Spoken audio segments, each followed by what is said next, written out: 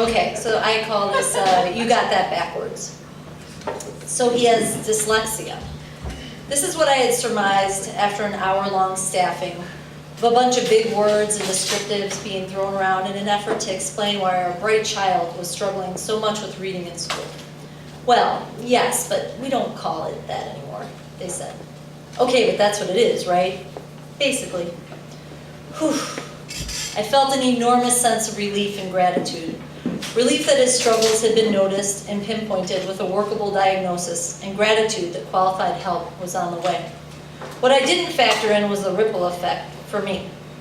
I struggled in school, undiagnosed as to why, until 7th grade when a math teacher told my parents I was stupid and lazy. I guess you could do that back then without losing your job. And to be honest, the wicked lady was half right. I had become lazy, as a smokescreen. If I didn't try, mediocrity and failure didn't feel so humiliating, and it explained quite simply why I had done poorly. So when my own diagnosis of learning disabilities revealed itself, outdated term again, but I earned it, so I'm keeping it, I felt the same sense of relief I felt for my child. I knew something was funky for me, for him, and when I was right, I felt vindicated. While I could always see that my child was bright and struggling, as a learning disabled kid myself, I felt differently about my own battles. I believed when my parents told me I was bright, creative, intelligent, they were blinded by their love for me. Translation, my parents don't want to admit they have a dumbass for a kid. But when objective outside forces and people, with Rorschach pictures, stats, and everything, revealed that I was in fact highly intelligent and a capable child, my world changed. I could suddenly hear that. My diagnosis was truly that significant that I began to believe the good stuff.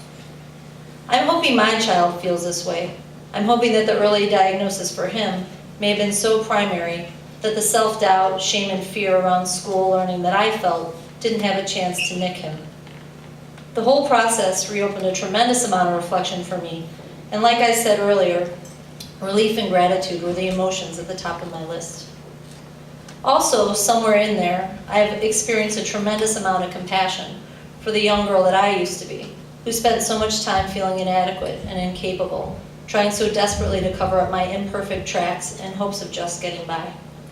I read this to my son in hopes he'd be okay with my publishing my thoughts on his journey. At first he asked me why I was asking. You've published things about us before, about me, and never asked if we were okay with it. Why are you asking about this one?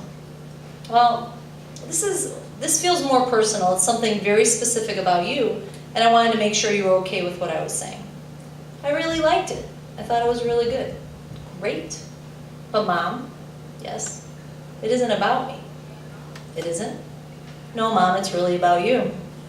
And this girl is left feeling like she's on the honor roll with a son that sees things just fine. My son has the gift of seeing the forest from the trees.